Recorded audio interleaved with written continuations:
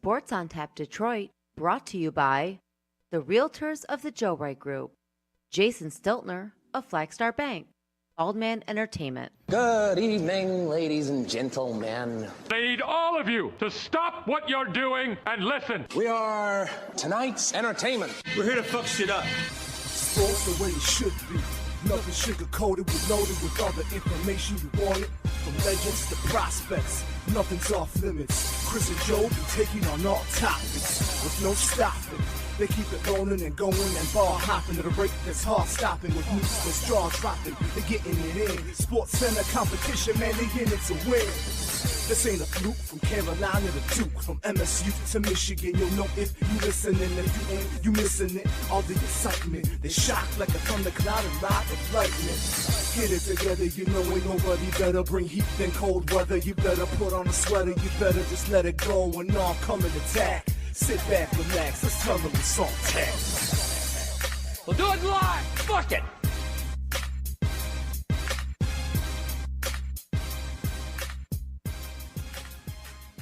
Yeah.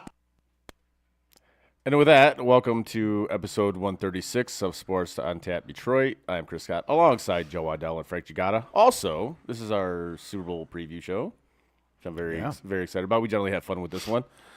However, before we get into all that nonsense, a word from our sponsor. If you're a homeowner or looking to be a first-time home buyer, give Jason Stiltner, Senior Loan Officer at Flagstar Bank, a call today at 248-752-3631. Jason has great mortgage programs for first-time home buyers, including down payment assistance options and excellent interest rates. Again, give my guy Jason Stiltner from Flagstar Bank a call today at 248-752-3631 and get the excellent service you deserve.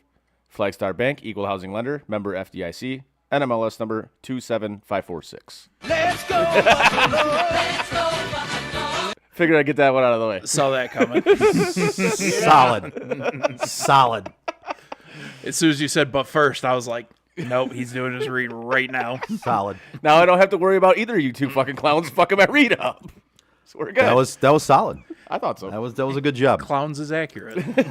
That was a good job. We'll have to get you next week. I'm sure you guys will. I'm not. I fully expect it. So, anyways, so obviously this is our Super Bowl preview show. But before we get to that, I want to go back to the AFC and NFC championship games because obviously we didn't get to do a show after those games, and especially for our resident Lions fan Frank over here, he's had some time to kind of digest what went down, especially in the NFC Championship game. He's working on the teardrop tat. He's working on a teardrop tat. I'm surprised there's not a trail permanently embedded in my cheek right now. I think he's gonna get like a full house or something on his, tattooed on his chest. So, Frank, I need your thoughts on it. You kind of know mine. We've gone through this in our group text, but I feel like you should maybe verbalize it on the show. Kind of where you're at now. Where I'm at now? Yeah. Kind of what we're here The for. first half was, I don't want to call it epic, but it was pretty damn close to epic. Yeah. They played a damn near perfect game in that first half. Yep. And they played the furthest thing from a perfect game in that second half. Yep. Like they were, it was a tale of two different teams. To me, in the second half, it looks like they weren't ready for the moment. It was too big for them. Which I agree with. Now, I've gone back and forth on this a few times about them going for it on fourth down. If he catches the ball, this is an entirely different conversation, obviously. Right. And everybody's saying, "Oh, just kick the field goal." Those weren't chip shot field goals, guys. They really weren't. And you don't have a reliable kicker. Yeah, the odds of getting that first down were actually better than your kicker making that kick. So I get why he did it. What I don't understand is at the end of the first half, if that's your mentality, is to go for it, why are you kicking a field goal? Why? If they score 6 there, that's game. That's ball game. So I don't understand why he says, "Oh, this is our mentality. We're always going to go for it. And then But at the end of the first half, You didn't. You didn't. Right. yeah, and this has been a theme with him. He's done this quite a bit. See, and that's my only issue with it. That's been my only issue with it is the inconsistency of the consistency. Right. You know what I mean? Like it's so if that's your mentality, and that is by all accounts, that's his mentality, right? Right. And that's what he lives and dies by, and that's That's his thing. But then there's times where you do have to deviate from what your concept is, which I understand. But at the end of the first half, if your mentality is always go for the kill shot, we just keep going, I think that would have been the kill shot. That would have been, in my opinion, that would have been. Yep. That would have buried them. Yep. That field goal gave them actual hope in the second half. Right. But like looking at it, that was one of the ones I didn't understand. Is that is his mentality for the most part, right? And even on ones where people in the second half said he should have kicked the field goal and he didn't, because that's his mentality. He just doesn't do that. Well, in the first half, then why did you kick the field goal? You should have went for you were on the, what were they, on the 2-yard line? Yeah, they were fucking close, yeah, man. They were in close, like, for sure. Like, if you have plays that you're consistent with, and that you have, by all accounts, you have plays that you know will work, fucking go for the kill shot, man. Yep. You're kicking the shit out of them in the first half of that game. You're up by 17. That's what I said. They played damn near a perfect game in that first half. Yep. There's nothing that I can sit here and look at and go, you could have done that better. You could have done that better. The only thing is, That questionable call. go for the kill shot Yep. at the end of that first half. And you Because get to does 3 points there, as opposed to a touchdown there, like, to me, taking the 3 there doesn't do you as much. Obviously, we found out it didn't do. Right. Like, going for the touchdown there would have been if you don't get points there, you're still up 14 Yep. going into the second half. But if you get a touchdown there, you're up 21 going in the second half, and you basically just put your foot on San Francisco's throat Yep. and said, stay the fuck down. That's it. Yep. They're done. So that's the one I didn't understand. I'm not going to question his second half ones because I personally don't feel it's right to question. I'll question the third down on the last possession. So, like, Why are you running the ball? oh, see, I don't know what I'm trying. The last possession they had, they ran the ball on third down, which they had to use a timeout, which essentially ended the game. Right. Okay. Like, there's only one good thing that can happen on that play is you score. Well, if you don't score, you have to use a timeout. Yeah. Now, if you throw the ball, either obviously you score, you throw an incomplete pass, or you throw an interception, which you don't have to use any timeouts. So, and San Francisco gets the ball, the 25. Right. But you don't have to use any timeouts. Right. Running the ball there was, in my opinion, Cost you a time. it was Yeah, absurd. I see what you're It saying. said Yeah, it yeah. essentially ended the game. Yeah, I see what you're saying. I'm watching. I go, why are you fucking running the ball? This makes no sense. But they've done that a few times this year. You And don't a score lot until of you times score. it's worked. You don't American score. Pie reference, Dennis. I love it. You don't score until you score. Nicely done, sir. What the fuck are you doing? I think they said earlier on in that game, though, that this team or that team ran on third down more than any other team did in the league. And it worked. Not all the time, but it worked. That's fair, but like we just talked about, though, you got to play to your circumstance. Right. And you showed at the end of the first half, which you guys were just talking about, that you were respecting that defense. Yeah. Even though you had basically punched them in the face the entire first half. Yep. So fine, you want to respect a good defense. I can understand that. Kick the field goal. That's not like you, but you did it. Those 2 field goals, you both know how I am about it. I'm very much take the points. I've always been that way, even with an inconsistent kicker, even with not a guaranteed shot. I still go for the points. But I also go for the points on The end of the first half. Right? on the end of the first right, half. right. But I also do it on the fourth downs that they do convert. I'm sitting there going, you should have kicked the field goal. You should have kicked the field goal. And it works out, and I'm wrong, and I have no problem eating my words in those situations. Right. But more often than not, in big games with this team, those moments come up. Well, and so from my perspective is I look at it. The biggest part of Dan Campbell's game is those gambles, right? Mm-hmm. Dan Gamble. Everyone knows the name, right? Yep. There's a time and a place too, though. Mm-hmm. Like, you've got to know game script and what's at stake and how much time is left and where you're at on the field and which way the wind's blowing and there are so many different factors that play into your decision to go for it on 4th and 2 in a windy outdoor game when you don't have any timeouts, and you have 5 seconds. You know what I mean? Like what Right. is not the same as playing indoors, 4th and 2, and you've got 2 minutes left, or like every scenario is different. So you can't just be like, well, we're going 4 on 4th. We're going on 4th. We're going 4 on 4th. We're going 4 on 4th. There's scenarios of gameplay that come into this, and you have to be able to use your thought process and figure out what's the smartest way to go about this one. Right. Like it can't just be a fucking look at your chart. 4th and 2 says to go for it, so we're gonna go for it. It's just it can't be that black and white. Right. Like there has to be more thought process. And you know how I feel about analytics. See, I think it's a tool for sure, but when people start using it as gospel, You're the tool. You've already fucked up. you're the tool. Yes, exactly. You fucked up. Right. If for all these like analytics nerds that say like momentum is not a thing, you're a fucking idiot. It absolutely is. Like you've never played a sport in your life then if you don't think momentum is a real thing. I was saying in that case, have you ever played a sport? Right. I'm sorry. I've heard this for the past like month that momentum's not a thing. Like, Yeah. what are you talking about? Who the fuck? You know why? But you know why they say it's not a thing? Because there's no statistical data to back it up. Jesus Christ. There doesn't need to be statistical data to back it up. Momentum is a fuck. It's a real thing. Look at the entire second half of that game. It's Right. a real thing. And if you're bringing the momentum of scoring 7 at the end of that first half into the second half compared to scoring the 3 and settling for the field goal, which again, I don't question. Right. But the momentum that you gain from carrying 7 into that half is much different than settling for the field goal. Yeah, because you carry 7 into that second half as opposed to that 3. Those other decisions to not kick those field goals don't look as bad. Right.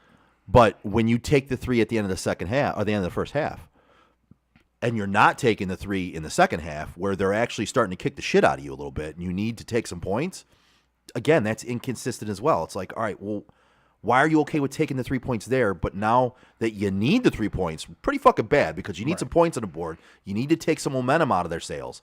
Like you need to stop this a little bit, but you go for it, and just don't. I just like I said, there's inconsistencies there where I have respect for Dan Campbell's game at this point way more than I did when he first got hired, man, and I'll tell you that flat out. But I think he needs to be a little bit more critical thinking in scenarios as opposed to just that. And again, I'm gonna get critiqued for this one, as opposed to just that fucking meathead mentality of it says go for it on 4th and 2 on my chart, so I'm gonna go for it 4th and 2. Like, come on, dude. Like you You gotta. sound like that the guy from Woody Woodpecker. I'm gonna love him and squeeze him. Hey, we're gonna go for 2. We're gonna go for 2. Yeah, I mean, there's got to be more thought process to it, man. Yeah. and I think the way Chris put it is spot on. The moment was too big for him. He had to lose that moment. And we're going to, honestly, in 2 or 3 years, possibly even next year, possibly the year after, possibly the year after that, we're going to look at that moment and go, that was a learning moment, hopefully. And I really hope it's a learning moment for him. it's either so we're going to look back, and it's either going to be you're looking back, we're all looking back and going, all right, that was a learning moment, and it got them to where they got to eventually. Right. Or we're going to look at that and go, that was a telling moment. Should have pulled the plug. That was a telling moment. Mm-hmm. And they overachieved, or he overachieved, or whatever. But it's going to be one or the other, because no matter how good teams are, I believe there's this thought in Detroit right now from Detroit Lions fans, again, never been where they were, right? Of okay, we're this good, we'll be back. But I like what he said after the game. So I did like what he said. I loved it. He goes, "We might not ever get back here." I like that about him. I do too. I love that he said that. Because that is being realistic, and that to me is the realistic thing. Is like you have to realize, how how many teams have made it that far and never made it back. Yep. I mean, you're not guaranteed just because you think everything is roses right now. Well, it's not guaranteed. When we had your diaper party, the Jaguars were in that position. Yep. It was the Jaguars versus New England that day. Yep. And where have they been since? Never sniffed it since. Right. So there's plenty of good teams that perform for a year and don't perform after that. And I'm not. And listen, guys, don't send me the hate mail. I'm actually from Send Michigan. it to him. I'm His actually from email Michigan. is JJ. I'm actually from Michigan. I'm not a Michigan hater. I'm not a Michigan State hater. According to that one guy, I'm not a state of Michigan hater. Like whatever. I'm not. I like. You're gonna bring him up again? Yeah. Now he's gonna leave a fucking comment on this But- show in 2 years. But Yeah, like, right. I'm not saying that's going to happen to the Lions. I'm not. I'm just saying nothing. could. It could, and nothing is guaranteed. And that moment proved to be too big for them. And just saying, fuck it, we'll be back. No, man. Like, you got to kind of make like that has to. That's a big moment there. That's a And- big thing. To assume that you're going to be back in that moment every year moving forward, It's cocky. yeah, is cocky, first of all. And it's assuming you're a team like Kansas City right now. And you're not. No. I understand that you beat them the first game of the year. You also beat them without one of their most important players. Taylor Swift. 2 of their most important players. Yes. You beat a T-Swift-less Chiefs.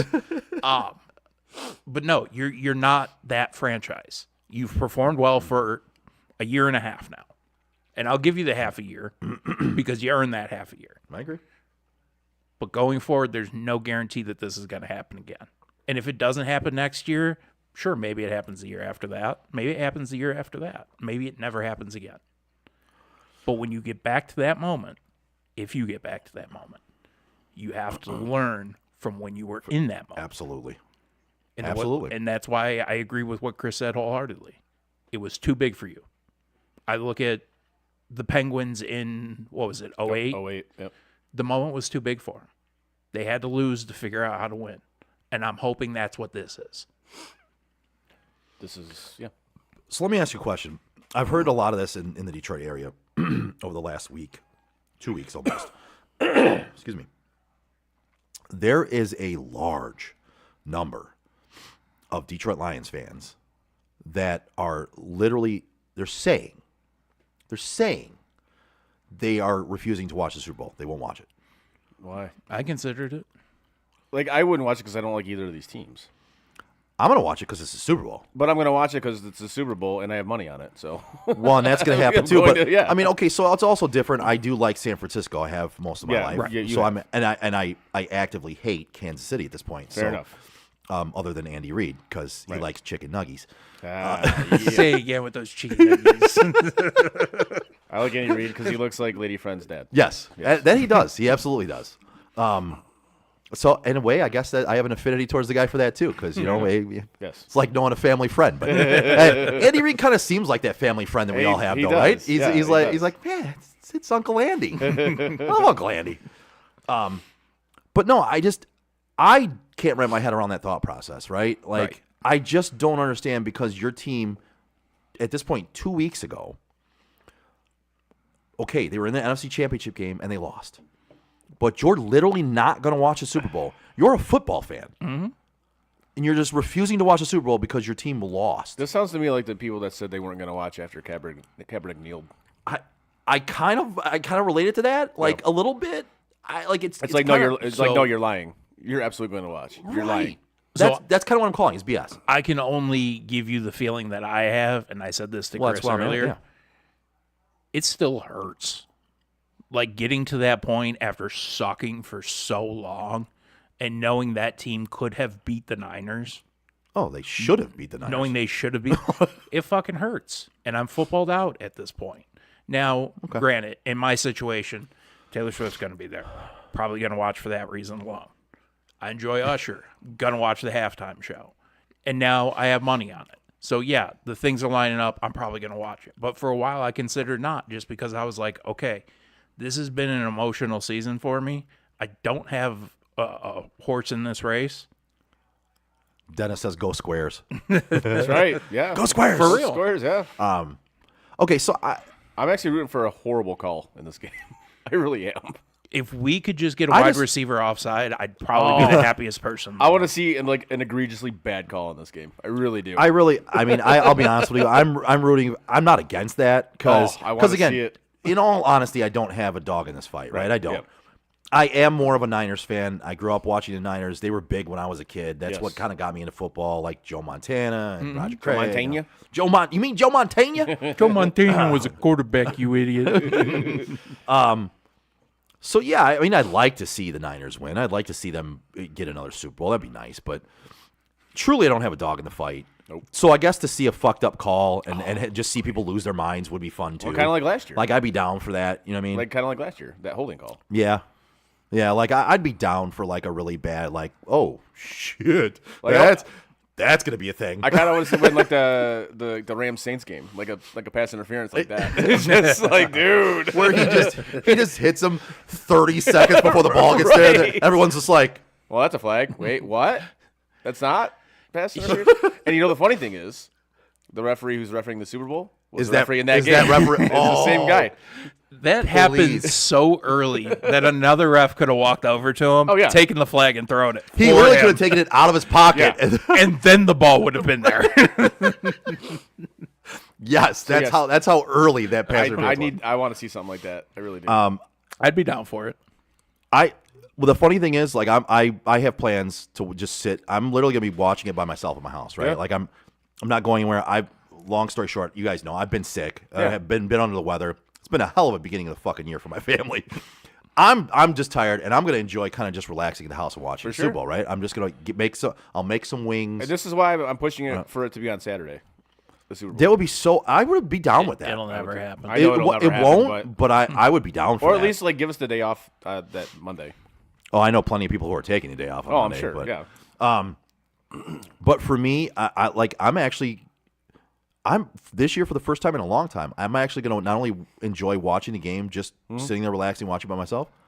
I'm going to kind of enjoy watching the commercials too, because there's like, I think there's like 12 or 13 or something, like movie preview commercials that are going to be coming out, like that are rumored to be coming out during the Super Bowl. Oh, God. And again, being a huge movie fanatic, Right. I'm So looking this game's forward. gonna go to like midnight. I'm looking forward to seeing some of these movie preview commercials, and Yeah. like, I really am kind of just looking forward. I'm just gonna sit there, and I'm literally gonna just be absorbed in the TV for fucking 4 or 5 hours. My favorite commercial's have already been released. There's no way it gets better than the Lay's commercial for me. What one is that? Gronk and Beast Mode on a couch just eating Oh, chips yeah, I've together. seen that. It's impossible for it to get any better for me. So Yeah, that one did nothing for me. no, it was really not that great of a commercial. But the two people who were in it, Yeah. that's like my Super Bowl alone. So Well, Not a big Gronk guy, but I love Marshawn. You know that. I know. I love Marshawn Lynch. not as much as our truth, but you love Marshawn. They're in the top 5 for sure. So we have a 1 and a 2 Yes. now. So speaking of enjoying and loving strange people, Bald Man Entertainment. We all know planning an event such as a wedding, birthday party, graduation party, or any other event that might require a DJ That was solid. can be very hairy. Eliminate the stress and give Steve Waddell at Bald Man Entertainment a call today at 586-747-5402. He is the resident DJ for St. Hubert's Festival every year. If he is good enough for God, then he is good enough for you. Again, that's Bald Man Entertainment, 586-747-5402. The best decision you can make for a smooth event. all right. So before we get into the actual game itself, I want to hit up the awards and the Hall of Fame stuff from last night. Okay.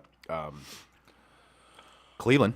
Dude, they cleaned up. Yeah, buddy. Shit. Your boy Stefanski.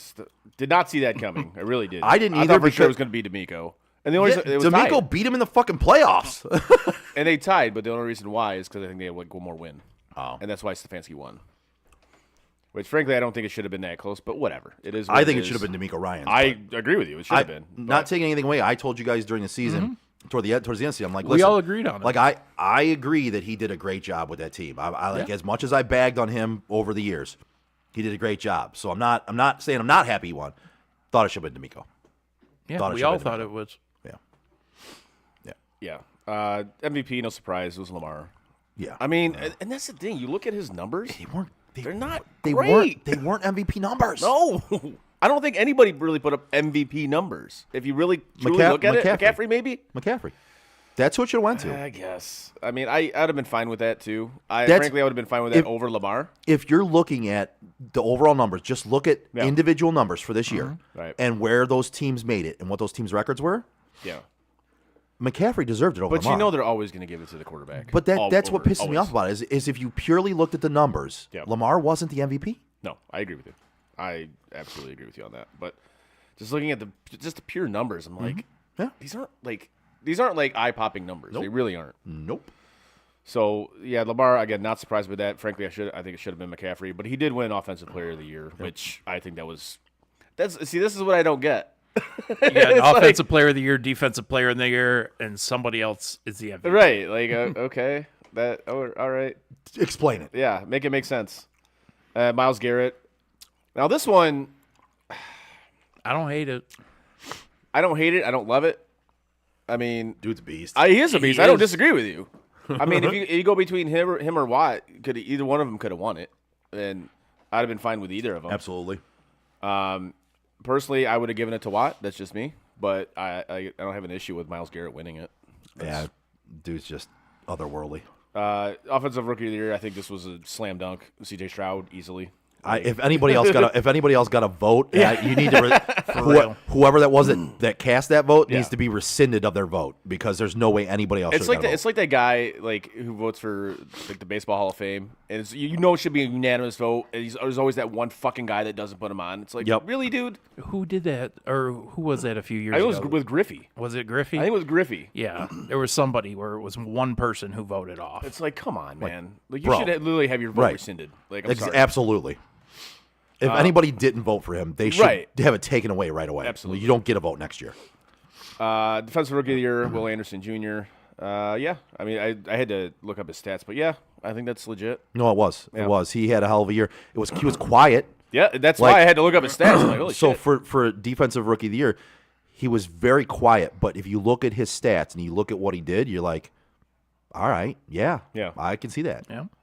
Now, I think this one was the biggest shocker is the comeback player of the year. It was Joe Flacco.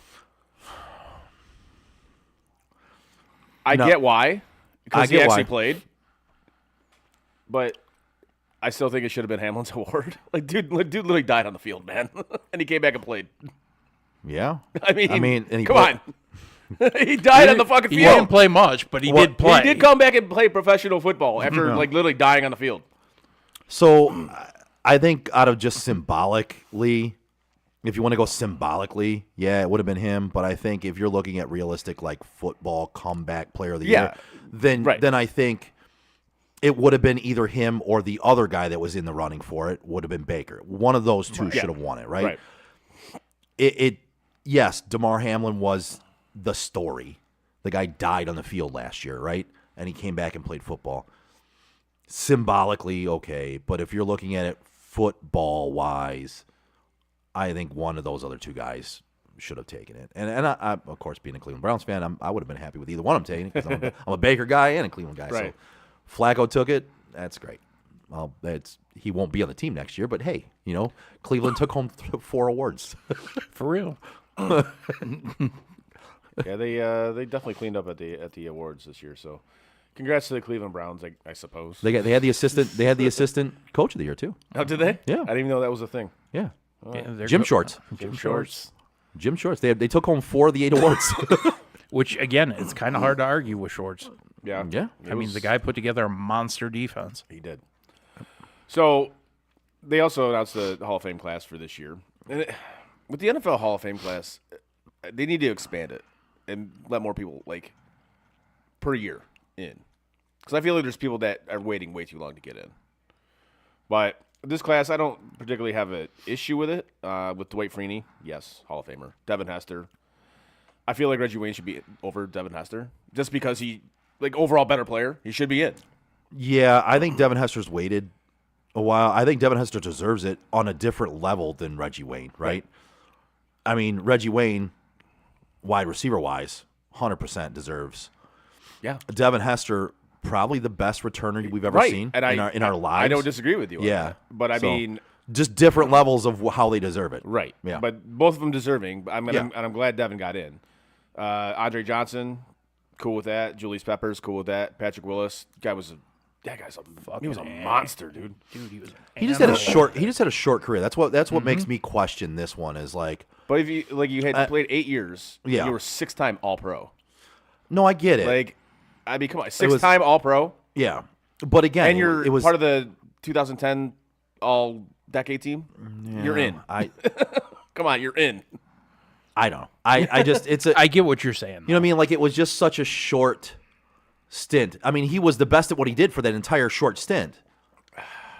I'm not saying he doesn't deserve it. That was just the one where I was like, But we always say about football, the careers are incredibly short. they are, which is why Terrell Davis made it into the Hall of Fame. Right. And I So, don't I have any mean- problem if we look at football how it is, because it is a very short career, then you have to take that into account. Yeah. No, I Like agree. longevity to me, it doesn't really do much, especially with quarterbacks now. It doesn't do much, like anything for me. Well, quarterbacks are the ones that fucking play for fucking ever. Right, because they don't get touched. Imagine how long some of these guys are going to play now. Right. Like, they hardly got touched before. They can't get touched whatsoever anymore. Exactly. Mahomes going to play until he's 55. So people give that longevity like argument. I'm like, I don't care because they don't get touched. Of course they can play till they're 50. And then the senior committee got Randy Gradishar and Steve McMichael. Good to see Mongo going. It sucks that he's in the state that he's in. But I'm glad to see him get it. That's cool. So Mongo. like I said, I don't have an issue with this list. I do think there's some people that should have got in before these guys, but I don't have any issue with the guys that got in because I believe they are Hall of Famers. Yeah. So, anyways, moving on to the actual game itself. How do you see this shaping up, Joe?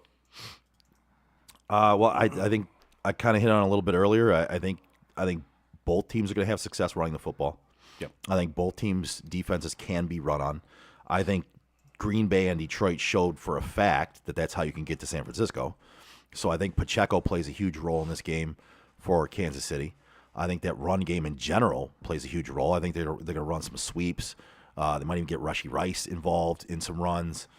They're going to just put that anywhere. Where they're going to. And San Francisco can run the ball. I mean, they got Christian McCaffrey. They have one of the better offensive lines in the game. So, I mean, I think both sides you're going to see that. Both sides will have some success throwing the football as well. I don't think either defense is going to shut anybody down. I think it's going to be a higher scoring game. To me, I see San Francisco pulling this game out, 30, 37, 34, 37, 32, something like that. So give me San Fran minus the 1.5 or 2, whatever it is right That's now. always 2.5. Is it now? Yeah. And then, give me San Fran and give me the over for sure. I'm going to roll with the Chiefs. It's just at this point, it's so hard to bet against Mahomes and the Chiefs. It really is. I honestly think it is going to be a good game. I think I am definitely taking the over, but I am taking the Chiefs to win this. And if for no other reason than Kansas City's defensive coordinator. This dude knows how to shut down a good offense. He beat Brady twice. Pags. Yeah, he beat Brady twice with the Giants. This guy knows how to scheme up a defense that can contain at least like a solid offense. And again, what's Brock Purdy going to do when the lights are the brightest? Like he didn't exactly have a great game against the Lions in that first half. He really didn't. And now you're going up against a significantly better defense. So that's why I got to roll with the Chiefs in this one. I'm taking the Chiefs in the over. Simple as that. Yeah. Yeah. I do think it's going to be high scoring, though. I mean, you guys hit on everything else, so. I'm looking at the Chiefs. They're such a public pick at this point. Oh, yeah. And yet, Vegas hasn't moved the line.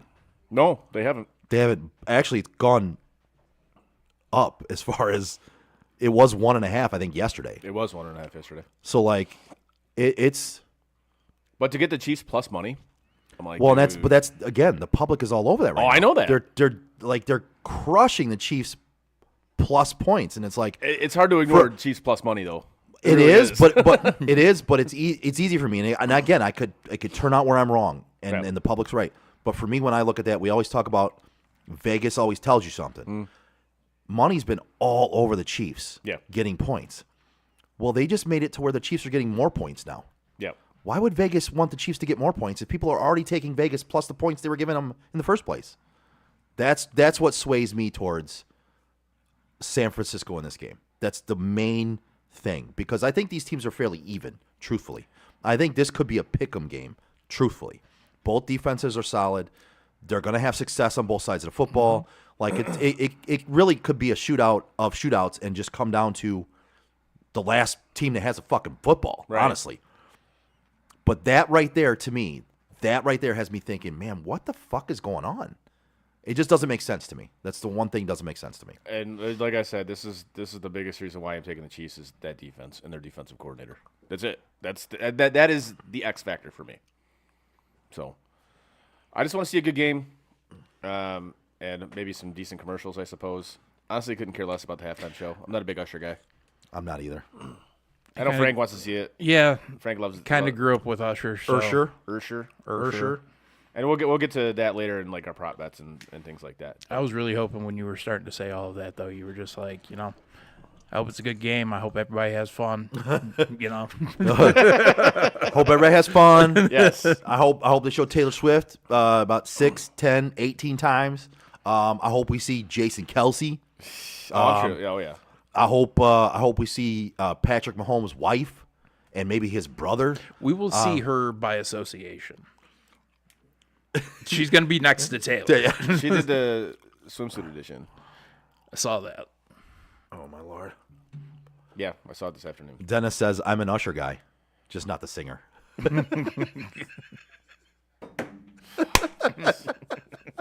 That is such a Dennis joke. It is. It really absolutely is. That's why I'm laughing. It's a fucking Dennis joke for sure. Such a Dennis joke. It's a good one, though. Well played, sir. That was good. Well That was played. good. And Bobby, I'm glad we could give you something to do before you Watch the wrestling watch the wrestling stuff. So I'm glad we While could, you partake- I'm while glad you we part- keep you occupied. while you partake in your medicinal herbs. Yes. Oh, drugs. Drugs. Because I smoke drugs. Where'd you learn that one, Rook? Drug school? Oh, Canadian grass. I've heard Joe bring that moment up from last show probably 4 times now. Fucking love it. Drugs? That was one of the funniest things you've ever said on this show to me. I just love it. drugs. He said some funny shit on the show, but to Yeah. me, that was one of the funniest things I've ever seen. Smoke drugs. Because from across the room, I knew exactly what Eric meant. I had Yeah. no idea what He he had was. no clue what he meant. Eric's just upset that they hired somebody for the day position. Yeah. He goes, "Why will I?" And Frank goes, "'Cause I smoke drugs." I thought he was asking why I wasn't in there yet. I was like, I thought this was known. By far one of the funniest things that I have heard you say on this show yet. And you said some fucking funny shit. Yes, I smoke drugs. That's a classic. That's an all-timer right there. All right. You want to get the prop bets? Shit like that? Yeah, let's do it. Yeah, before we hit Fuck the yeah. wrestling talk and all that other nonsense? Yeah. These are the only ones I've written down. If you guys got more, by all means. I have to look some up here. Yeah. We might. Let me see. I'm going to start off with the national anthem at over-under 90 seconds. I'm absolutely taking the over on that one. With Dennis's favorite, Reba is singing it, so I think she's going to go way over a minute or a minute and a half. I think we're looking closer to probably 120 seconds, to be honest with you. Well, so what I say it was to you, I looked it up earlier for you guys. It was like 1 minute 55 seconds was the average. Yeah. For the I don't think it'll be a super long one, but I think it'll be. I think it'll be closer to the longer 2-minute than mark. 90 seconds. I think it'll absolutely be longer than 90 So for seconds. me, I'm hammering the over on that one. I think And Reba. some places have it less. And I saw one had it 87.5. I saw Holy one shit. had it 83.5. Yep. Like, I'm taking the over on that one for sure. they're expecting her to fly through this thing. yeah, see, I don't see that. I- I Reba's kind of a slower. This is what we got to ask Dennis. Dennis would know. Like, De- what kind Dennis, of singer is she? is Reba a slower singer or a faster singer? Because Like, I I'm just picture I think all country singers. And I actually like Reba. I'm not a country fan, but I like Reba McEntire. Yeah. I think she's more of a slower, little bit of a draw. Yeah. She's not gonna be super out there with how she does it. It's gonna be very precise. On like the national anthem is the national anthem. She's not gonna be weird with it, but it'll be a little bit drawn out. I think. Plus, like, holding out notes and stuff like that. A little bit, yeah. The flyover alone's going to take 30 seconds. Yeah. I mean, I'm going the over on that one for sure. Coin toss. I'm going to go tails. Tails never fails. Give me heads. Okay. What song is Usher going to open up with? I'm going to go OMG. I don't know enough of his songs. I'm thinking he's starting at the beginning of his career. I think he's going my way. Oh, I like it. That's a solid pick. That was the one I was kind of like, like my way. Oh, I think it's going to Just because it was early in his career, I think Right. he'll not necessarily fully chronologically, but I Yeah. think it'll be closer to chronological order. Joe, what do you got? You don't know. You have no idea. Yeah, I'm gonna Joe go. doesn't I know don't. enough I don't Usher know enough songs. Usher songs. Fair. I'm not an Usher. Joe's fan. going with for I think the it's gonna- first, Yeah. the second song, and the last. I think song. that's what he's going to close with. Yeah, Yeah, I- I do. Yeah. especially Lil Jon being a Las Vegas guy, and Yeah. How many guests do you think he's going to have? Nice. I'm going to say like at least 9. I was gonna say give me 4. Okay. Well, you got 2 of them already that we know of, and Lil Jon and Alicia Keys. Yeah, I But- think Ludacris. Ludacris will be there, so there's 3. Yeah, and then Mr. I Mr. think Chris. Mr. Chris. Yeah, Mr. Chris. Yeah. Yes. and then I think there'll be one more. I don't know who it will be, but I think one more. How many did you say? 4. I think it's probably spot on. I think it might actually be exactly 4. I'll say 7. God damn. He's Well, gone from well, I 9 tell to you what. 7. Just to make it different, you went 4. Mm-hmm. I'll go 3. Just to be different, I'll go 3. But I think you might be right on with 4. Okay. What's the first scoring method going to be? Touchdown, field goal, safety? Field goal. I'm going to go touchdown. I'll go field goal. Gatorade color, Red. purple. Give me yellow. Nice. MVP? Brock Purdy. Real quick too on the Gatorade color. I saw somebody take clear. Yeah. There's clear Gatorade. Apparently. It's like ice color. It's Okay. like Gatorade It's like the ice or white whatever. ice Yeah. color. I saw clear. I was like, water. Yeah, exactly. So it's not Gatorade then. For MVP, give me Travis Swift. Brock Purdy. Mr. Irrelevant. Give me Mahomes, just because I'm not going to pick Travis. Travis Swift. Can't have 2 of us pick Travis, so I'll go Mahomes. And these are the only prop bets I have. What else? Do you got any more? Well, here's one. Yeah. First offensive play of the game. Is it a run or a pass? I'll run. I go run all day. I'm going to say it's going to be a pass. Really? I do. I think I think whoever gets it is going to try to take a shot. First play. Will there be a score in the first 6 minutes? Yes. Yes. I agree there too. I think there will be, and I think it'll be a field goal. Fair enough. Does the winner of the coin toss defer? Yes. Yes. Okay. Yes. I'm going receive. So Yeah. no. Which team do you think will score first? Chiefs. Niners. Give me Chiefs. I think we're all in line of who we think is going to win the game and going on these. Kinda, yeah. Let's see. First accepted penalty will be against. Niners. Yeah, because the Chiefs don't get penalty called on. So yes, the Niners. That's why I'm taking the odds on that one, the Niners. All right, you convinced me. Give me the Niners. I agree. Unless it's a wide receiver offside, give me the Niners. Will there be a score in the final 2 minutes of the first half? Yes. Yes. Because you see it all the time when they play that prevent and win defense and they give up just a useless field goal. It's like, okay. Will there be a score in the final 2 minutes of the second half? No. Yes. I'm going yes. Let's see. Let's see if I have any more here. How many times did they cut to Taylor Swift during the game? What's the over/under in that one? Last I saw it was 6. Was 6? Yeah. Over. I'm taking For the over. fucking I'm sure. taking over. the over 100%. I would if I could find that bet somewhere. I'm hammering that over. We could be at 6 before the first quarter is over with. Absolutely. We can be at 6 before the first 6 minutes are up. Like, if somebody's smart, like if Nickelodeon or somebody is smart, they just have a Taylor Swift cam. But yeah, I'm going over. Yeah, So if the camera doesn't actually pan off of her, does that count as just one shot? Yes. So 1. Yeah, right. They're never going to leave. Yeah, right. Yeah, I'm definitely taking the over on that one for sure. Absolutely. Let's see.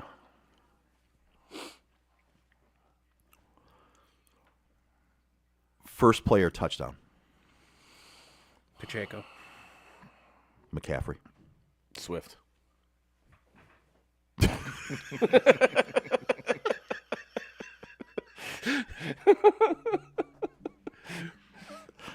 Travis, it is. The length of the longest TD of the game. Here they give us an over under good, too. good. Over under 44.5 yards. Under. Over. All right. Going over. Does Jason Kelsey lose his shirt? Yes. No. Why? Because his wife keeps him in check this time? No, because he's not with Bills Mafia. He fucking loves Bills Mafia. Dude, He loves. Yeah, he does. I wouldn't Bills be Mafia. surprised if he tried to go to the Bills maybe next year. I don't know, but Like, he loves Philadelphia, but he he had himself loves a time. Bills Mafia. Like it's crazy. I was listening to their most recent podcast. He's all about Bills Mafia. I love it. Total quarterback sacks for both teams. Over under is 4.5. Under. I'm going to agree with both of you on that one. Yeah, I'm going to go under that one. Total turnovers for both teams. Over under 2.5. Over. I'm going to go under. I'm going to go under on this one. I think both teams protect the football pretty well in this game. I think Brock's gonna throw 2 picks.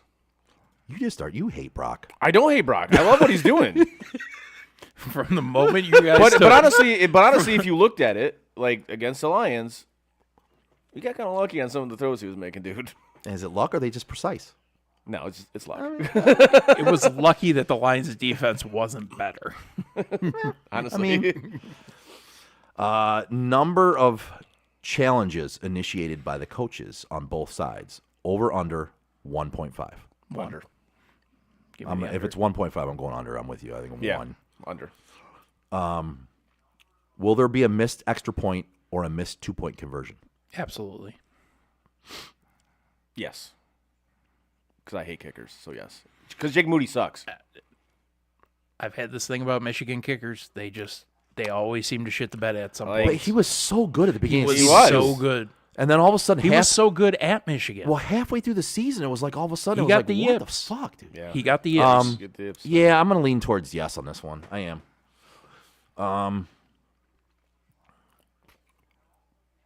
Yeah, I think that's about it here. I don't really see anything else intriguing. Let's see if I got any on here. So I'm actually like, Will a team? This is a good one. Will either one of the teams score 3 consecutive times, not including 2-point conversion or point after attempts? Will one team score 3 consecutive times in a row? no. I mean, based on the way the Niners have played in the playoffs, they're going to have to in the second half. So I'm going to say All right. yeah. Opening kickoff result. I'm gonna Touchback? I'm gonna say no on that one too. Touchback. Touchback, yes. Touchback, no. Or return for a touchdown. Oh, touchback, yes. I'm going to go with touchdown. This is Touchback. not a Devin Hester situation. Touchback, It's, yes. it's going off at minus 320, so. Dude, I hit big on that Devin Hester one. Did you? Yeah, you guys were at my house. Oh, that's right. We were at your house. Dude, I erupted when he That fucking. is- I had first touchdown being Devin Hester as a I kick do return. remember that, yeah. That was the best. Fucking the whole game was done for me there. If you're going to bet on somebody to take it to the house, he's the person to bet Yeah. on. I bet him for first fucking touchdown, and the whole rest of the game I didn't give a shit what the fuck happened. remember that. I was like, yeah, I'm good. 'Cause that was the best Super Bowl halftime ever, in my opinion. Yeah, That was I Prince. forgot It who the halftime was. Prince. Prince. Oh yeah, okay, yep. When he did Purple Rain in the Rain. Purple I still watch that like once every It's other so month. good. It's so good. I don't have any more here. Did we go with first score method? Yeah, Yeah, I thought so, yeah. Will the game go to overtime? no. Agreed. What'll be the highest scoring half? Second, First. Second. Okay. Total penalties accepted. Over 10.5, under 10.5. under. I'm going to go under on that one as well. I'm going with the over. I'm gonna go under because San Francisco will have like 8, but Kansas City won't have any. So I'm telling you, there's going to be a wide receiver offside. I'm sticking with this narrative, guys. Wide receiver offside, we got to hear about for the whole fucking offseason. good man. Lord. Yeah, that's no good. Patrick Mahomes loses his mind during the Super Bowl. Yeah. Oh, here we go. Oh, will Travis Kelce propose to Taylor Swift? I'm going to go with no. I hope not. You know what? I'm gonna echo that fucking statement. I hope not. God, I You fucking think hope. last week broke my heart? He proposes. My heart is shattered. There goes any shot I had. I kind of just want to see the group text after that, though. So I don't know, man. I might be rooting for it now. That motherfucker. There won't be any text. You're My right. phone will be broken. All of a sudden, we just get. You're right. Fuck Travis Kelce. What did I just have? Hold on. How many songs will Usher actually do? Over, under 8.5. Under. He's got 13 minutes.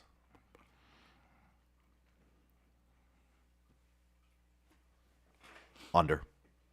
I'm gonna go over. You think he fires through them all, eh? Oh yeah, it's just gonna be He'll rapid. do like a little bit of each song. Rapid fire, just fucking I fire think him he'll do off. like a little bit of each song, and he'll get to at least like 9. Now, if they play the instrumental to the song, but he doesn't sing on it, That's part of the song. okay. Counts. I was gonna say I could see a situation where he does like a dance thing through a couple different Oh, songs. now we're getting to some good ones here. Well, Andy Reid mentioned Taylor Swift in his podium interview / speech. Yes. No, but he'll point right at her. He'll point at her. Well, the MVP mentioned Taylor Swift in his speech. Why would Patrick Mahomes mention Taylor Swift? Oh man, this is some of the fucked up bets that I'm seeing on here. I love it. Why would Brock Purdy mention? Brock Purdy might mention Cam Newton in his fucking MVP speech. Oh, dude, Cam Newton, like, Can he just go away? shut the fuck up. Just go away. Like, Go there's away. a reason why you're not in the NFL, because you can't throw the fucking ball anymore. Go away, man. Like, your shoulder is a noodle. Your arm's a noodle Like, now, dude. The dude, Okay, I understand people hate on fucking Brock Purdy, but why is Cam Newton coming after Brock Purdy so fucking bad? What did this dude ever do to you? Their Well, talent right. is like equal Not right now. Brock Purdy's much more talented Right than now. Cam Newton right now. But that's the thing. but in their primes, I would say they're about equal. But now he's just being a hater. Like, that's all he's being. He's being a hater. I tell you what, if you were to have a fumble, and if anybody would in know a about Super Bowl- haters, it's me. that is fucking true. You is God damn, it's the fucking most true thing you've ever said. but I respect it because you own it. Yeah, you All own right, it. buddy. I hate you. I hate everything about you. I hate you. Except for our truth. Except for our truth. Our truth is 1 through 5 on his I love list. Apparently, Marshawn's on there too. Oh, Marshawn's absolutely on there for sure. Biz is on there. I like Biz. Okay. If you're talking Brock Purdy versus Cam Newton right now, and you had a fumble during the Super Bowl that I needed my quarterback to dive on, guess what? I'm choosing Brock Purdy. I'm not calling Cam Newton I'm for choosing that. Brock Purdy because Cam Newton. We know what the fuck you did, asshole. Yeah, just sat there and watched it. So if I need my quarterback to dive on a fumble because he fumbled the fucking football like a jackass, I know I'm not calling you because you didn't dive on it. He's looking at me with really angry eyes right now. No, I'm just kind of looking across. I'm just kind of looking across the table because I don't know where else to look. But like, Cam Newton, you just go the fuck away, dude. Go away. I agree with that though. Yes, there's a reason why you're not in the NFL anymore. It's because you literally can't throw the ball anymore, guy. You can't. Like, people trying to stay relevant and That's just calling people out for stupid shit when, bro, you had one of the biggest gaffes in the Super Bowl that there was. Yep. The ball was laying right in front of you, and you chose to not do anything. Like, nothing. You just stood there. I also heard him one week try to take credit for being one of the first scrambling quarterbacks. It's like, no, you weren't. No. All right, just stop. Stop. No. Just stop. No. That's not accurate there, Just stop. Cam. I mean, does Randall Cunningham ring a bell to you, guy? Like Fran Tarkenton? Van Tarkenton, like you're not that guy. So You're not that guy. you're not that guy. You're not that guy. You know, the best scrambling quarterback to ever live, Mike Vick. Yeah, Michael Michael Vick Vick. before you. Yeah, so Steve Young, okay. I think One of the more underrated scrambling quarterbacks, actually, is Steve he Young, really in my was. opinion. Yeah. Never looked pretty doing it. For fuck's sake, our guy, Ryan Tannehill. Right, Tannehill. Pretty damn good scrambling quarterback because he couldn't find an open receiver. Right. He wasn't even great at scrambling. Right. He was just, But he did it. It was a thing he did at times. I will die on that hill. Ryan Tannehill is not as bad as he's played in his NFL career. He is a better quarterback than he has played. I thought you were letting me die on that hill, bro. No, he sucks. Oh, shit. He has been a victim of really bad teams. Leave it to Chris. He sucks. I expect nothing less. Exactly. He's not on the 1 through 5 with No, our he's truth. definitely not on the 1 through 5 list. No way. No way he's up there with our truth, man. Come on now. We need to get a board up and make it Chris's 1 through 5. Chris's top 5. And at some point, we'll have like 10 people on there, We'll just rearrange but the it'll name. always be called the 1 through 5. 1 through 5, yeah. There will never be 10 names on that fucking list, bro. We know him too well. There's never going to be 10 names on that list. There might be 6 or 7 maybe at most. But inevitably, every week, a couple will get knocked off because they get pissed off at him.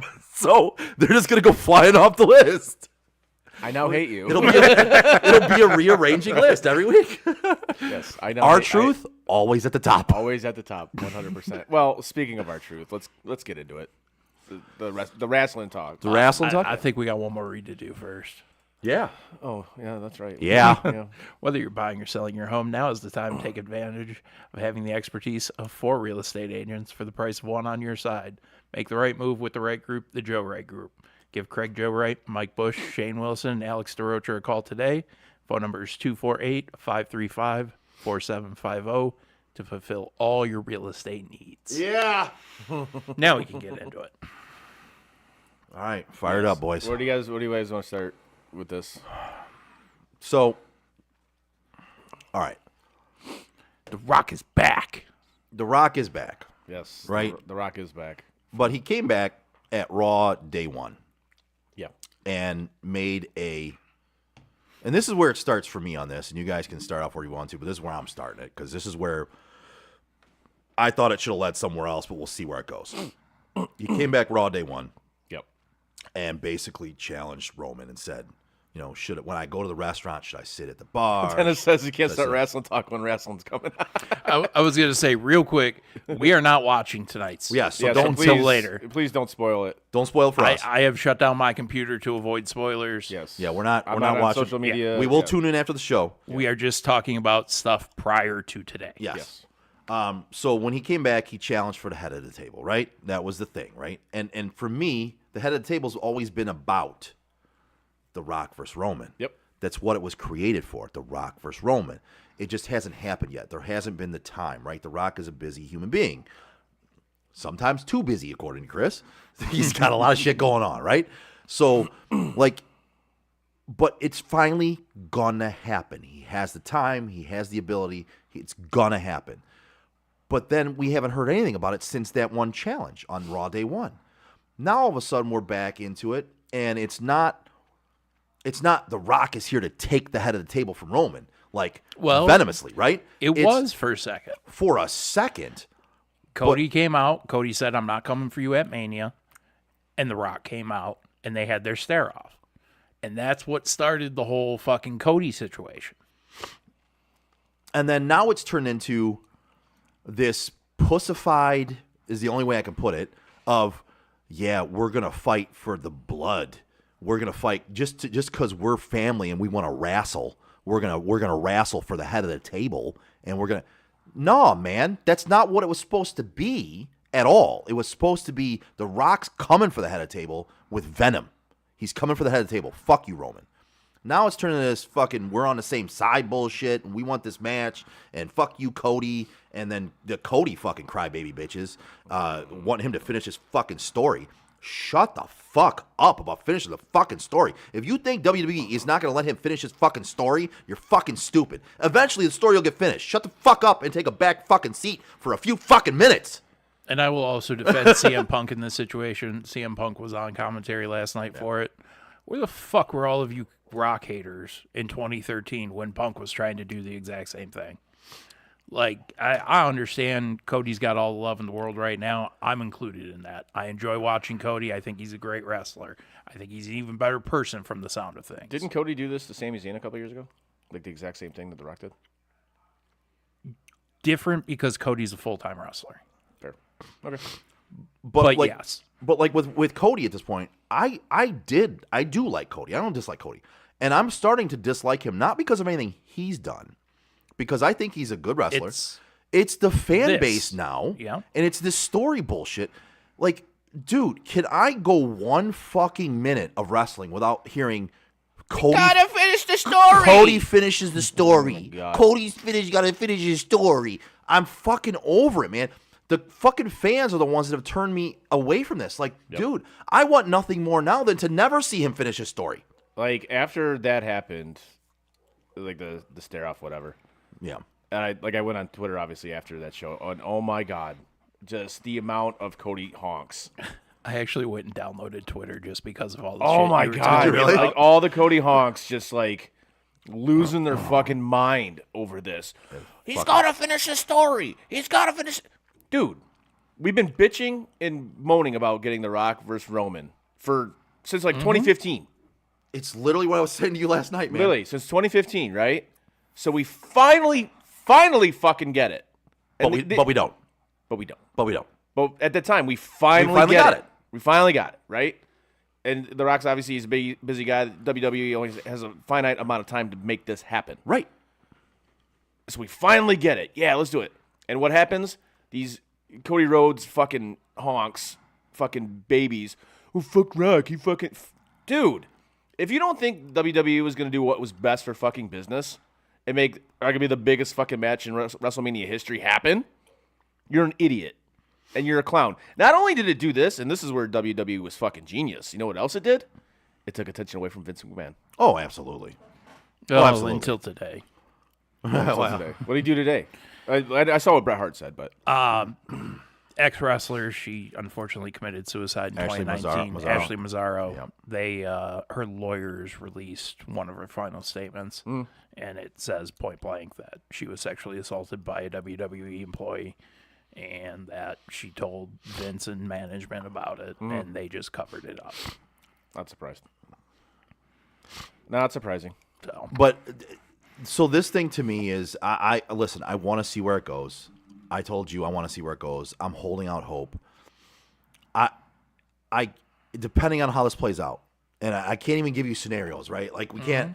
But depending on how this plays out, I will either go back to being the same wrestling fan I was 2 years ago and not watching a fucking minute of it, or I will continue to watch because one of the biggest stories I've wanted to see in years was The Rock versus Roman, and I mean venomous Rock versus Roman. Yeah. Not like let's fight because we're family, because we're gonna have some fun out here. Like The Rock wants the head of the table from Roman.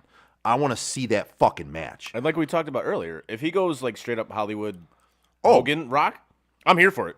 Bring it. I want day. heel Rock all day. All day. Because All that- day. to me, that's the fun Rock. I love that Rock. I want I don't that think all you day. have a choice, though. I think he has to be heel Rock at Right this now, point, yes. with all the Do heat it. that's on him. I'm all He for it. has to. 100%. Well, and I think he's steering into it at this point. But depending on how this plays out, and I'm going to watch it right now, I'm going to see how it plays out.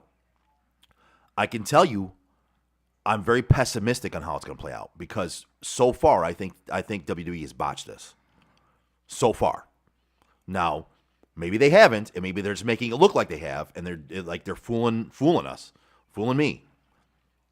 I think they botched it at this point, and we're going on a path where some of us, myself included, who as of 2 years ago didn't watch wrestling, I got back into it about 2 years ago. Yeah, you were the once-a-year fan. my- WrestleMania would right. come around. That you'd was watch it. WrestleMania. And I've had my ups and downs in wrestling. I've watched it, got out of it, but I was out of it for a while. Got back into it about 2 years ago, and I'm back into it now. Depending on how this plays out and how they do this, I have no problems going back to not watching that shit, man. Because if they botch this for me, it's an easy sell for me. And it's not like the NFL fans saying I'm tired of seeing Nealon, I'm not going to watch the NFL anymore. It's not that at all. Believe me when I say if they botch this for me, I'm out. It's like a TV show that I don't like the script writing in season 4. You know what I mean? Like I have no problem turning it off. Right. I'm not enjoying my hour or 2 hours of television with you anymore. So if you botch this for me, no, I'm definitely fucking gone, dude. I need to see this play out with a payoff, like a real fucking payoff. Yeah, if we don't get something out of this that I enjoy, it doesn't have to be perfect. It doesn't have to It's not going to be perfect now. Right. Because they've already fucked it up too much for it to be perfect. But See, it and that's has where to I'm at. be a worthy story of somebody like The Rock. Then I'll go right back on my hiatus. I was telling Chris, when Nia Jax came back, I tuned out. I stopped watching. I have no interest in her. I think she's a horrible wrestler. I think she's injury fucking whatever you I'll be wanna honest call with you, I it. couldn't agree with you more. I can't stand her. Like, And she and just she's does bad. nothing but hurt people out Yep. there. I'll go right back into that until I have a reason to come back and watch again. Now, I'm not saying I'm done forever, but I will tune out for a while until you give me something that's worth it. And Cody finishing his story is not worth it at that point. For me, Give it's me not. something to sink my teeth into. Right. Like the whole thing with that, it should have been finished last year. It should have been. It should have been done last year. But the other thing, like I told Joe, I think the first point this got fucked up was at the Royal Rumble. Yeah, I firmly believe CM Punk was supposed to win that. I think he was supposed to win it, but he got hurt. As soon as he tore that tendon, It was over. They switched. They changed it. It had to. Cody won. It fucked everything up. No, I firmly agree with you on that. I think that's exactly what the plan was. And then once he got But hurt, in that case, I think they botched it anyway because they still could have had Punk win, and then he's hurt.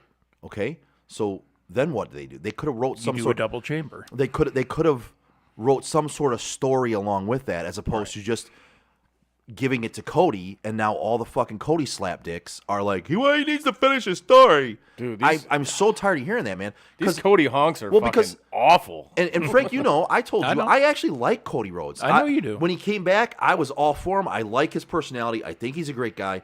I do want to eventually see him, and I hate saying this phrase, I want to see him Finish his story. finish his story. But the whole finish the story narrative and the thing that's it's become to me is just annoying at this point, man. Like, just can we pump the fucking brakes on this whole Cody finishes his story thing? It's not the only thing going on in wrestling right now. Like, is that the only thing going on? Like, once he finishes his story, what the fuck are all these people sitting in their mom's basements fucking jerking off to Cody finishes his story gonna do once he finishes his story? What are you gonna do? Right, like that's it. Like what? Yeah, what it's is gonna be it? Just lay back at that point. Yeah. Like what happens then? Because wrestling still has to go on. The show's still gonna go on. Your life apparently is fucking complete. You honestly, you want to know what they're gonna do? He's gonna carry the belt for 3, 4, 5 months, and they're gonna go on to the next guy, and then they're gonna want LA Knight to So- finish his. That's the other thing I want to story, see. or So whatever you you guys wanna tell call me it. whether I'm right or wrong on this one. I want to see. I'm tired of seeing guys hold these belts for fucking ever and ever and ever And that goes to and your, ever. and to your point on this. Like at WrestleMania, it doesn't matter who faces Reigns. Reigns is walking out of there champion. See, I don't think so. I think he's absolutely walking out of there. They want him to break Hogan's record. See Simple as that's where I'm torn because I agree with you. I believe at this point Could they you do want him to. imagine what happens If Cody loses to they Roman? Actually, have a Cody versus Roman one-on-one match, no special guest referee, And he just loses straight again? up, and he loses.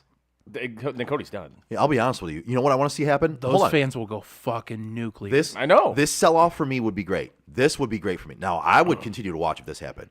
If they don't do anything with The Rock Roman and they actually do try to proceed with this fucking Cody finishing his story bullshit against Roman, and The Rock makes him lose. The Rock interferes and makes him lose. I'm in for that. Fuck yeah, I'm in for that. okay. Hollywood heel Rock coming in, making Cody lose and not finish his fucking story, and then gets a match with Roman. I'm okay with that. Yeah. Like that. Set up for Cody versus Rock at like SummerSlam or something like that. Like, at this point in time, I'm just venomous. I want to see The Rock. Yeah, fucking, you're angry about this. I am. I really am. Because that's the match. I expect this from him, not from you. Well, as an outside, We talked about this. Don't go full yeah, Chris. like I'm borderline going. Don't never go full Chris. I am because this is a match that even as a borderline fan for a long time, I've wanted to see this match. Right. Like this is one of those matches that even if you weren't full into wrestling all the time, this is a match where you're like, man, I want to fucking see this match. It's a big match to see. Yeah. So It's one we've been waiting on for years. So the fact that they're actively fucking this up now pisses me off. It does. Yeah.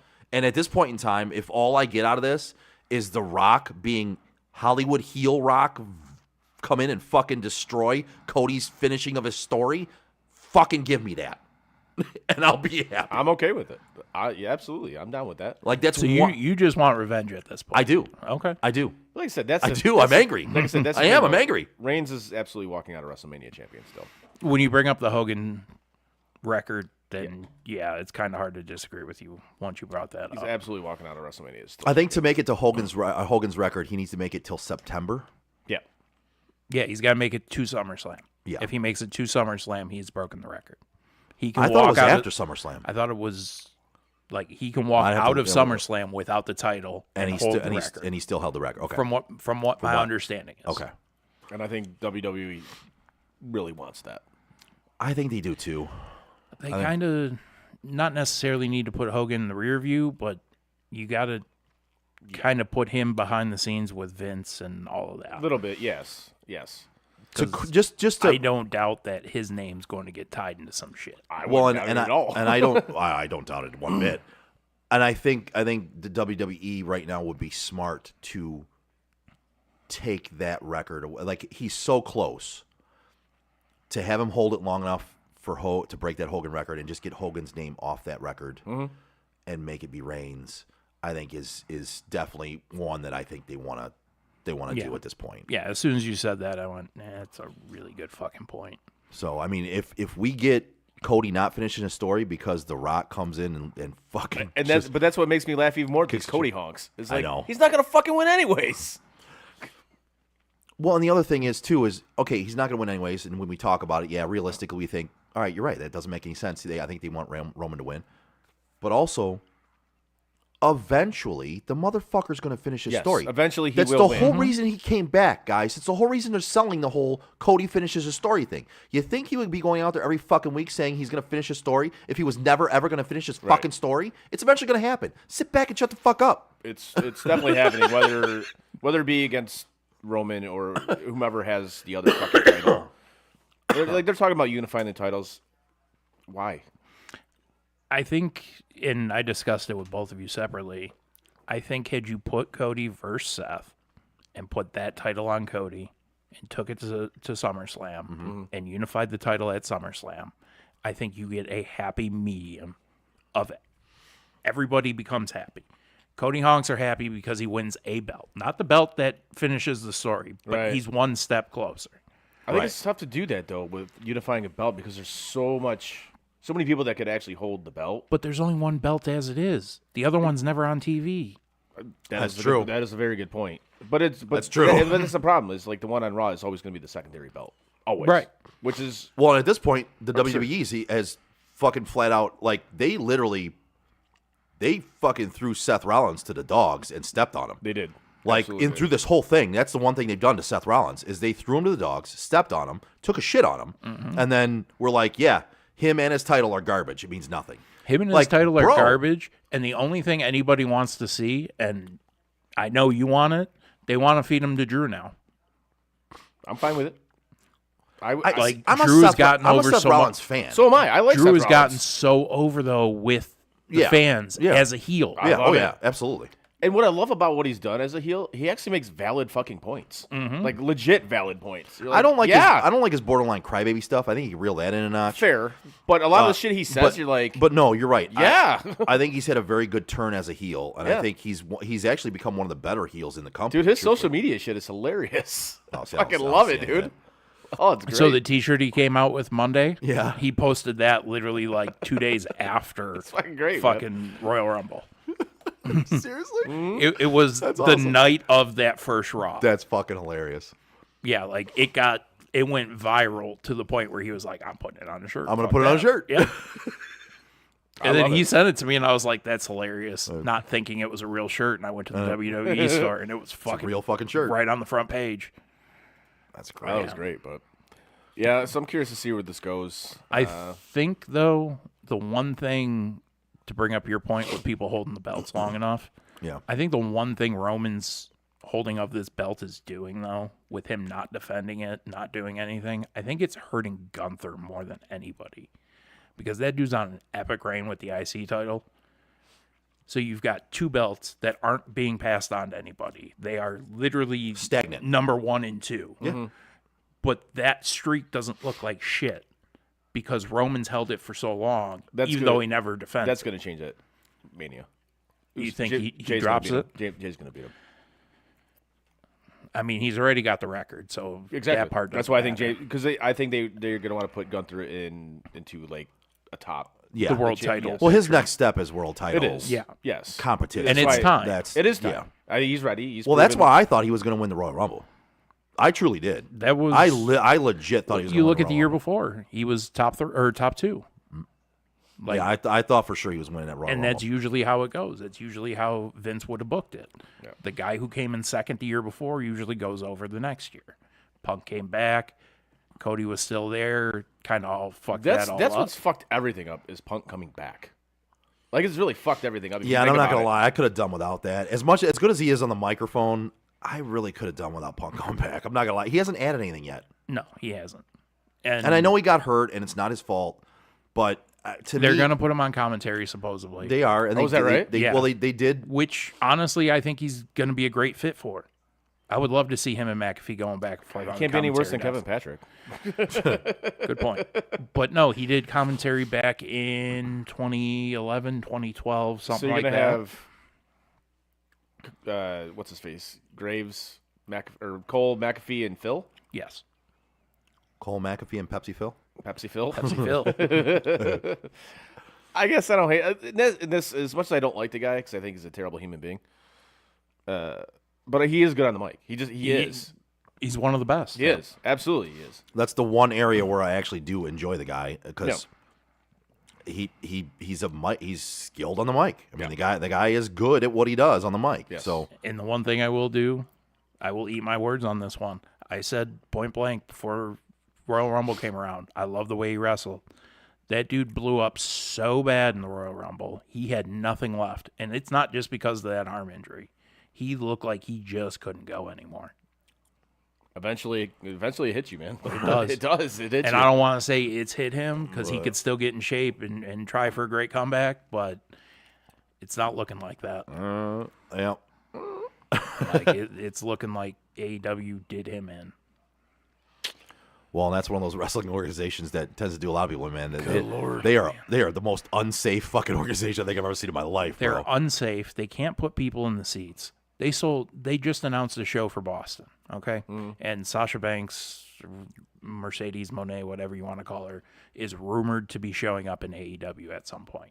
They announced a show in Boston, which is her hometown. Yep. So you've got all these rumors leading up to one show in Boston, mid-March. First 2 days, 4,000 tickets sold Aye. for TD Garden. Oh Jesus. That's not ideal. Good Lord. Good God. It's just Oh, that's bad. like I am not an AEW guy by any fucking means. Same. I watch it. But just like kind I of seeing don't think I like, ever have. like wrestling guys like talk about it, and especially Tony Khan who like owns it or whatever. Mm-hmm. Like that dude has like no idea what the fuck he's doing. He's got no idea what he's doing. He's Like, nothing more than just money. It seems like every other week he's just like, I have a special announcement. Okay. He always makes an announcement Yeah. about having an announcement, Right. and then when he makes the announcement, it's not half as exciting as when he announced the announcement. Right. Exactly. So I've never watched an actual show. I've turned it on and seen a match here, a match there, Mm-hmm. and I've seen clips obviously on social media or like I've watched matches on there or whatever. But like to sit down and watch AEW, like I just don't. I have zero interest in watching. But I've AEW. seen so many clips of like just botched bad shit. I'm like, what? They the take fuck? risks. They don't take calculated risks. They Yeah, no, just take risks. Just risks. Like And a lot of times it doesn't pan out for them. And it's what scares me about having guys like Edge over there and Christian over there and these guys who are legit. I mean, Edge is one bad neck injury away from being in a wheelchair the rest of his life. Yeah, he is. Yep. Christian is one concussion away from being a vegetable, right. essentially. Yeah. Like, these aren't guys that you should be fucking around with. These aren't guys who should be wrestling on a Wednesday Night Dynamite. These are guys that you use twice a year in your biggest spot. Yeah. Like, that's one thing I will give Vince credit for. He didn't let Edge wrestle. Right. You want to perform, we're going to put you in these spots. He put him in that match with Randy. It was no different than the Boneyard match. That was a scripted fucking movie match. Yeah. Like, you can't, you're risking guys' health at this point. And And, I it's feel- not and I feel for like- entertainment purposes. right, I was gonna say, I it's feel for like- your own pocket. Well, I was gonna say, I feel like with AEW, that's all they do though, is they're just putting everybody at risk every night just for their own. There's some guys who can pull that shit off, and they do a great job. But then you have the guy who's going with Chris Jericho, trying to pull that shit off on Jericho. But when I and it's like you can't do some of these moves when with a guy who's 55 years old and a shell of what he used to be. I've seen some of the post-match press conferences from AEW. Those are always entertaining. And but I mean, all the post-match press conferences are pretty entertaining, no matter which wrestling, right? Yeah. But except when you get the corporate answer out of Triple H. Well, you know, we understand everything that's come out, and it's really embarrassing for the company. But we've had our best week yet, and Yeah. like, I want to focus on the positive, bro. Okay. But like when it comes down to it, looking at those AEW pressers afterwards, every one of their wrestlers, for the most part, looks like they were literally just in an actual boxing match where they're busted up, their face is swollen, their eyes are swollen, they got cuts. They look like they've been in an actual fucking real fight, like a fucking prize fight.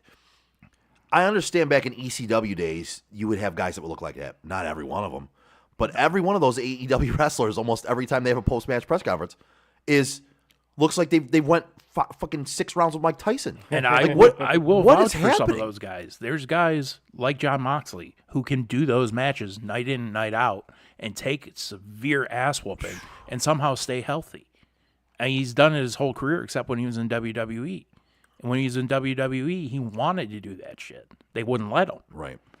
So you've got guys who are conditioned to do that shit. But you also have guys who are the Big Show, essentially. And literally the Big Show. Right. Like, you can't have those matches with those guys. No.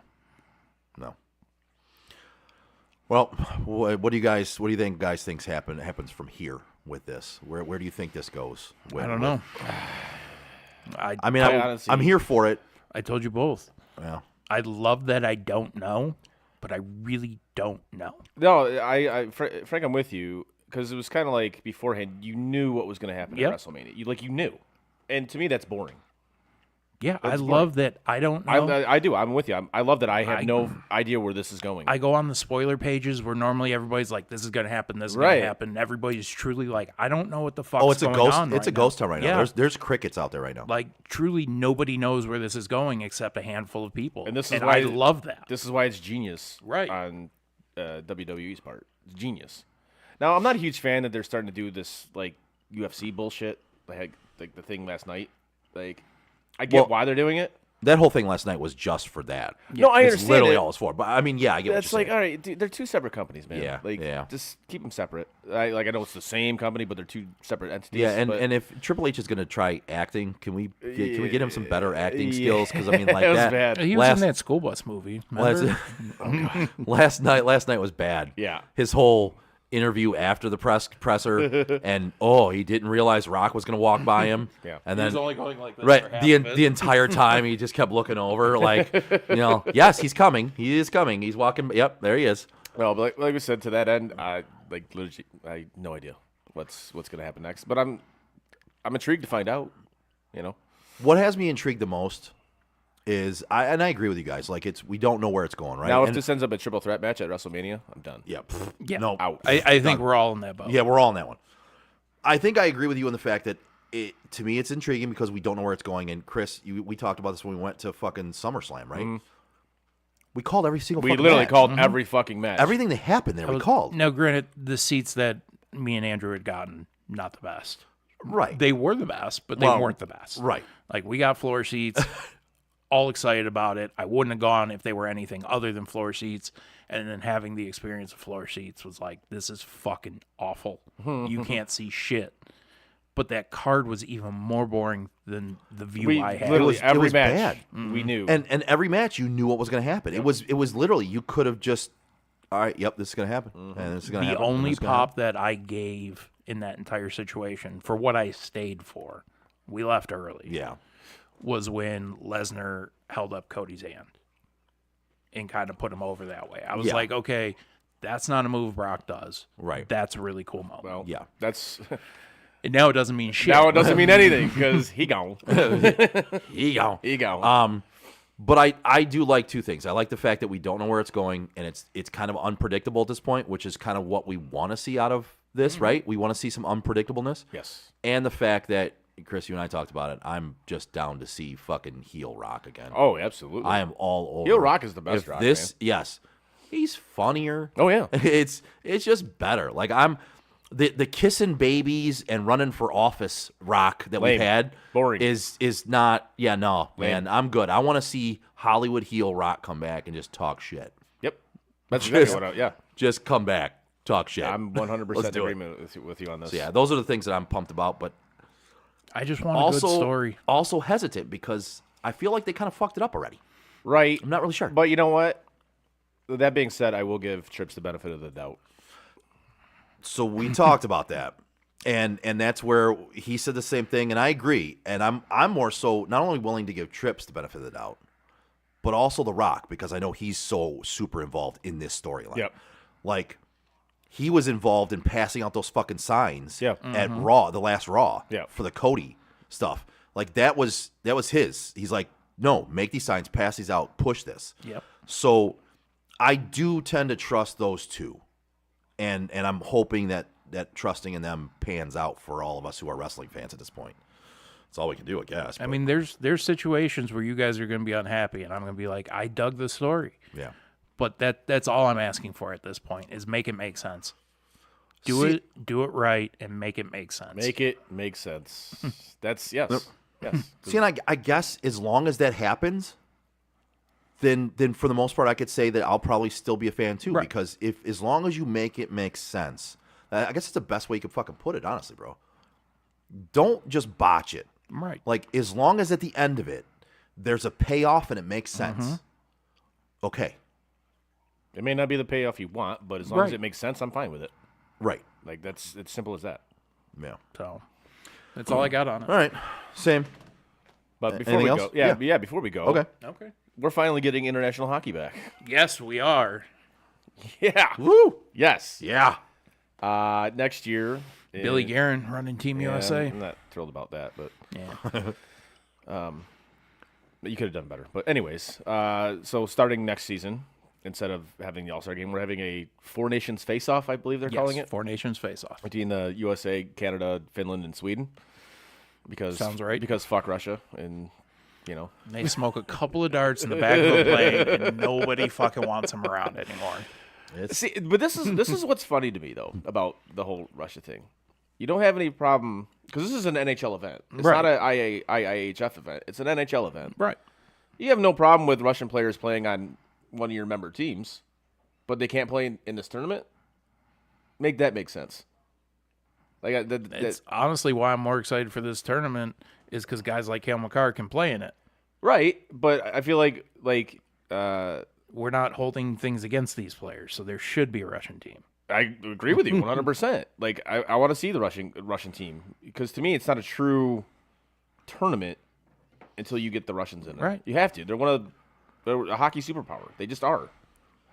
I mean, don't get me wrong. I'm happy to have international hockey back in whatever shape or form we get it in.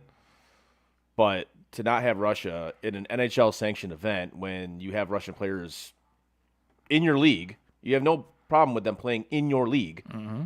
But you have an issue with them playing as a team in your tournament. That makes zero sense to me. Yeah. No, you got a Fucking point. Russia.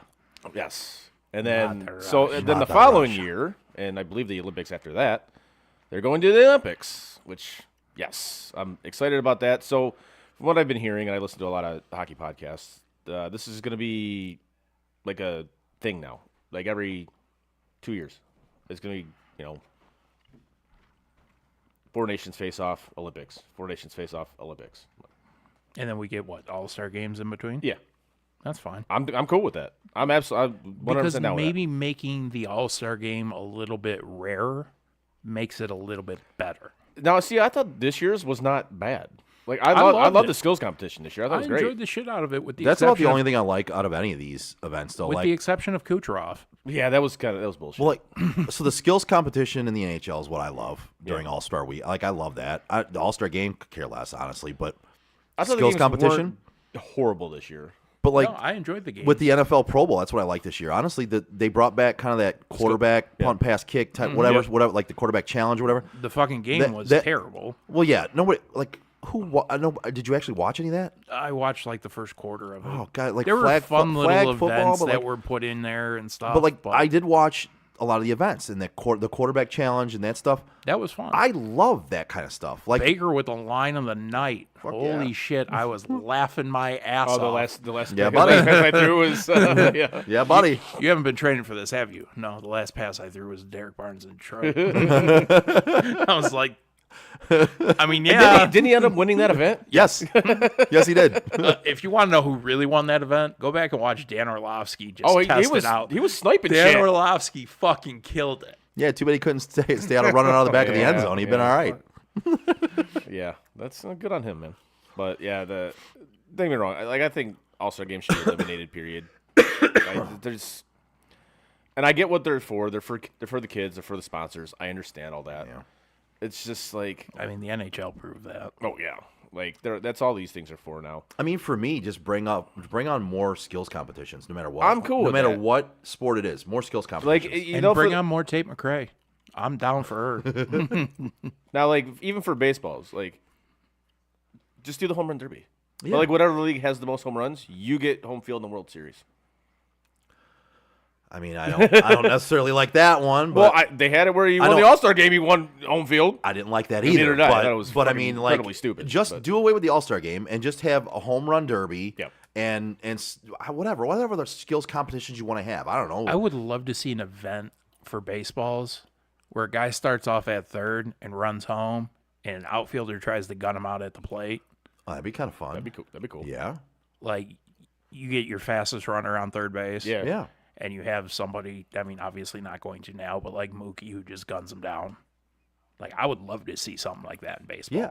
The more skills competitions and less fake Yeah. game. Because like you look at the NHL, it's the best beer league game you'll ever see. Mm-hmm. You know, and that's literally what But it is. it's like those games mean nothing. No. They're exhibition games. They're fake. Nobody cares about them. Right. Give us more skills competitions, which are more intriguing, more fun, and better to watch. It was essentially rigged up anyways for the NHL. I mean, the Leafs won in Toronto, and Matthews won the MVP. Like, Yeah. it's hard. And McDavid won the skills that And he put McDavid together. won the skills challenge that he put together. Like, it's hard to look at it and be like, "Nah, that wasn't rigged. That wasn't was rigged. that was just coincidence." Yeah. Right. Anyways, All right. Anything else, boys? no. Nothing. Give us a like, a share, and a follow on our social media like Facebook, Twitter, Instagram, Twitch, and YouTube. You can find all of our podcasts on your favorite podcast provider. As always, check out SOTDET.com. Click on shop, buy some stuff, support us. We would love it. We would appreciate it. SOTDET.com. On behalf of Chris and Frank, I'm Joe. We are Sports on Tap Detroit. See you next Tuesday. And that is it for us today. No! God, please, no! Bye, have a great time. No! God! Bye, guys. No. Bye, buddy. No! Goodbye. No! Goodbye. No! It's never goodbye.